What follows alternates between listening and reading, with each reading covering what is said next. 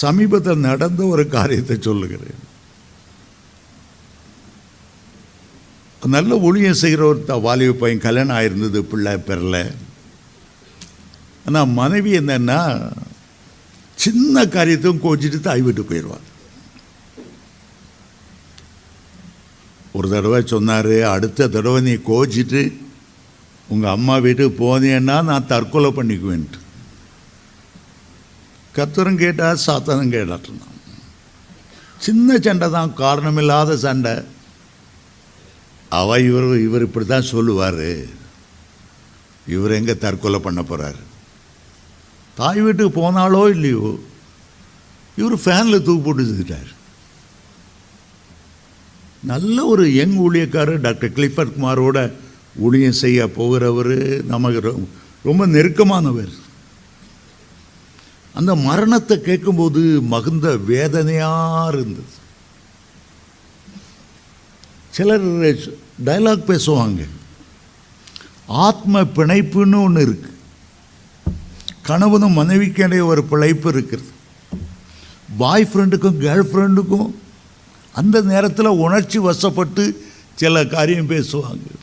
நீ இல்லாமல் எனக்கு வாழவே முடியாது, உங்களுக்கு முன்னால் நான் செத்துறணும், நான் பூவும் போட்டு இருக்கும்போதே போயிடணும். வாயினால பல தோல்வியான வார்த்தைகளை பேசுவார்கள், எதிர்மறை வார்த்தைகளை பேசுவாங்க.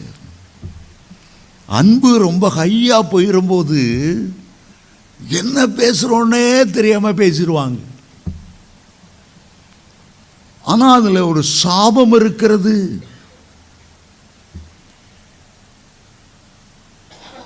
உலகத்தில் உங்க மேலதான் ரொம்ப அன்பு. அப்ப ஆண்டவர், அவருக்கு அன்பே கிடையாதா? அவர் உங்களை உருவாக்குனவராச்சே. ஆண்டவருக்கு விரோதமாக கூட பேசுறதுக்கு வைக்கப்பட மாட்டாங்க. இதனால குடும்பங்களில் சாபம் வருகிறது. மரணமும் ஜீவனும் நாவின் அதிகாரத்தில் இருக்கணும். நீங்கள் ஜீவனை பேசணும், நீங்கள் ஆசீர்வாதத்தை பேசணும். உங்களுடைய வாயிலிருந்து தோல்வியான வார்த்தைகள் வரக்கூடாது. உங்களுடைய பிள்ளைகளை நீ உருப்பட மாட்டாயே, கழுத, புத்தி கெட்டவனை சொல்லாதுங்க. உங்களுடைய பிள்ளைகளுடைய வளர்ச்சியை நீங்களே தடுத்து அவளை சாபத்துக்குள்ளாக மாற்றி விடுகிறீர்கள். நல்லதா பேசுங்க. அன்று சொன்னார், இந்த மலையை பெயர்ந்து இயேசுவின் நாமத்தில் சமுத்திரத்தில் தள்ளுண்டு போ. விசுவாசத்தோடு நீ சொல்வாயானால் அந்த மலை உனக்கு கீழ்ப்படியும் என்று மார்க் 11:23 அவர் சொன்னார். சிலர் பேசும்போது ஆண்டவர் அப்படியே ஆக கடவுது, ஆமேன், நீ விசுவாசித்தபடியே உனக்கு ஆக கடவுது, நீ சொன்னபடியே உனக்கு ஆக கடவுது. இஸ்ரவேல் ஜனங்கள் பேசினார்கள், மோசே பார்த்தான் பேசினாங்க. என்னங்க வனாந்தரத்தை கொண்டு வந்து சாகடிக்கவா வந்தீர்? எகிப்தில் பிரேத குழி இல்லைன்னா இந்த வனாந்தரத்தை நீ சாகும்படி செய்தீர் அன்று சொன்னார். அவங்க விருப்பப்படியே அவங்களுக்கு நான் செய்கிறேன். அவங்களுடைய பிரேதமெல்லாம் இந்த வனாந்தரத்தில் விழும். சாபத்தை விரும்பினான், இந்த சாபம் அவனுக்கு வரும். ஆகவே தீமைக்கு தீமை, உதாசீனத்துக்கு உதாசீனம் சரி கட்டாமல் நீங்கள் ஆசீர்வாதத்தை சுதந்தரித்து கொள்ளப்பட்டவர்கள் என்று அறிந்து ஆசீர்வதியுங்கள். 1 பேதுரு 3:9-11 சொல்லுகிறார், நல்ல நாட்களை காண வேண்டும் என்று ஜீவனை விசுவாசித்திருக்கிறவன் பொல்லாப்புக்கு தன் நாவையும் கபடத்துக்கு தன் உதடுகளையும் விலக்கி பின்தொடர கடவன். நீங்க தேவனுடைய பிள்ளைகளாகி விட்டீர்கள் என்றால் உலக பிரகாரமா பேசுற நிறுத்துங்க. தமிழ்ல பேசினா பேசிட்டே தான் இருப்பேன், பேசி பேசி பாதாளத்துக்குள்ள போயிடாதுங்க. கெட்ட வார்த்தை பேசி பேசி பேசி, அவதூறான வார்த்தை பேசி, புறங்கூறுகிற வார்த்தை பேசி பேசி,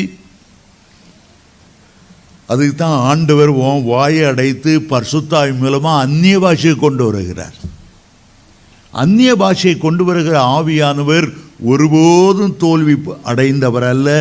ஜெயத்தின் வார்த்தைகளை பேசுகிறவர், விசுவாச வார்த்தைகளை பேசுகிறவர், நன்மைகளை பேசுகிறவர்.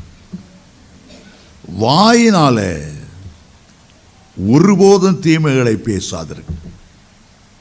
சிலர் வள வள வளன்னு பேசிக்கிட்டே இருப்பாங்க, யாரையும் பேச விட மாட்டாங்க, இவங்க தான் பேசிக்கிட்டே இருப்பாங்க. நான் அங்கே போனேன், இது நடந்தேன், இங்கே வந்தேன், அப்படி வானத்தை வில்லா வளைச்சேன், இந்து சமுத்திரத்தை இங்கிருந்து தாண்டுனேன், ஆச்சா பூச்சா பேசிட்டு இருப்பாங்க. ஆவியானவர் சொல்லுவார், சொற்களின் மிகுதியினால் பாவம் இல்லாமல் போகாது. அமைதியாக பேசு. சிலர் எல்லாத்துக்கும் உண்மை ஒரு 2% தான் இருக்கும். கண்ணு வச்சு, மூக்கு வச்சு, வாயு வச்சு, பெரிய வயிறு வச்சு மிகப்படுத்தி பேசுவாங்க. இருக்கிற உண்மை 1%. இவங்க அளக்கிற ஃப்ராடு 99%.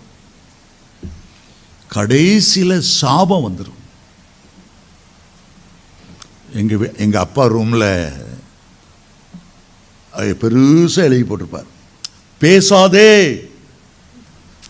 கீழே பேசினால் 1 சுருக்கமாய் பேசு, 2 உண்மையே பேசு,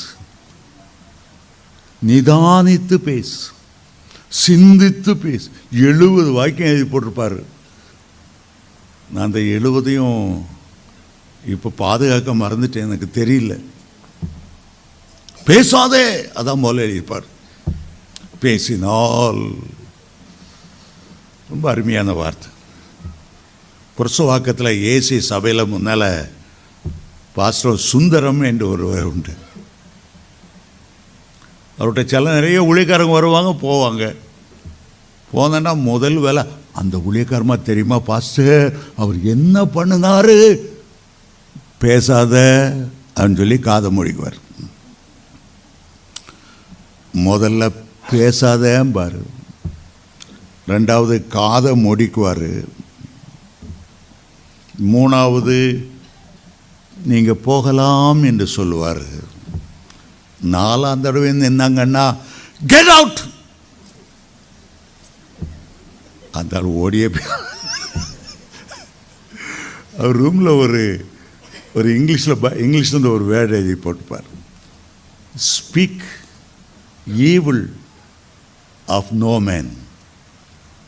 ஒருவனை பற்றி தீதானது பொல்லாங்கானது பேசாதே அப்படின்னு எழுதி போட்டிருப்பார். யாராவது பேச ஆரம்பித்தாங்கன்னா அந்த போர்டை அப்படியே இந்த ஆளை பார்ப்பார், போர்டை பார்ப்பார், அதில் போட்டிருக்கோம், ஔவையார் ஆத்திச்சூடில் எழுந்தாங்க, ஒருபோதும் பொல்லாங்கு சொல்ல வேண்டாம். நம்ம ஔவையார் பாட்டிகிட்டே கற்றுக்கிடல. திருவள்ளுவர் சொன்னார், இனிய உளவாக இன்னாதல் பேசல் கனி இருப்ப. அடே, நீங்கள்லாம் தெரிஞ்சு வச்சிருக்கீங்க. சாபத்திலான வார்த்தைகள். இன்றைக்கு கிறிஸ்தவ மார்க்கத்தில் தேவ பயம் இல்லாமல் ஒவ்வொருவரை இன்னொரு பற்றி மோசமாக பேசுகிறாங்க. மோசமாக பேசினா பரவாயில்ல, வாட்ஸ்அப் வேறு அடிக்கிறாங்க. அவன் மோசமாக பேசுகிறாங்கிற அதை ஃபார்வேர்ட் பண்ணி இவனுக்கு அனுப்பி இவன் ஃபார்வேர்ட் பண்ணி உலகமெல்லாம் துச்செய்தியால் நிரப்புகிறவர். ஆண்டவர் சொன்னார், உள்ளதை உள்ளதென்றும் இல்லதை இல்லதென்று சொல்லுங்கள், மற்றதெல்லாம் தீமையினால் உண்டாயிருக்கும் என்று மலை பிரசங்கம் மத்தேயு 5ஆம் அதிகாரம் 37 அவர் சொன்னார். அந்த மலை பிரசங்கத்தில் அவர் செய்தது அப்படியே யாக்கோபு 5ஆம் அதிகாரம் 12ஆம் வசனத்தில் சொல்லுகிறார், நீங்கள் ஆக்கினைக்குள்ளாக தீர்க்கப்படாமல் உள்ளதை உள்ளதென்றும் இல்லதை என்றும் சொல்ல விரும்புகிறேன். பாம்பை பார்த்திருக்கீங்களோ? கருணாக நல்ல பாம்பை பார்த்திருக்கீங்களோ இல்லையே தெரியல. அவருடைய நாவு பிளவுபட்டு 2ஆக இருக்கும். நமக்கெல்லாம் நல்ல வேலை, ஒரே நாக்கு தான். அந்த நல்ல பாம்பு உள்ள விஷம் அவ்வளோ இருக்கும். நாக்கு நீட்டும், உஸ் உஸ் சட்டம் போட்டுட்டு பிளவுபட்டிருக்கும். ஆண்டவர் சொல்றாரு, ஒரே நாக்கு தான், அந்த நாக்குனால ஆண்டவரை துதிக்கிறீங்க, ஆனால் தேவ சாயலில் உருவாக்குன இன்னொருவனை சபிக்கிறீங்க. ஒரே நீரூட்டில் இருந்து தித்திப்பான தண்ணியும் கசப்பான தண்ணியும் வரவே முடியாது. நேருக்கு நேர் ஒன்று பேசுவாங்க. பேசினான்னா அப்படியே தேவதூதன் இறங்கி வந்தது போல, பேசினாங்கன்னா அப்படியே பழம் நழுவி பாலில் விழுந்தது போல. இன்னும் பேச மாட்டாங்களா?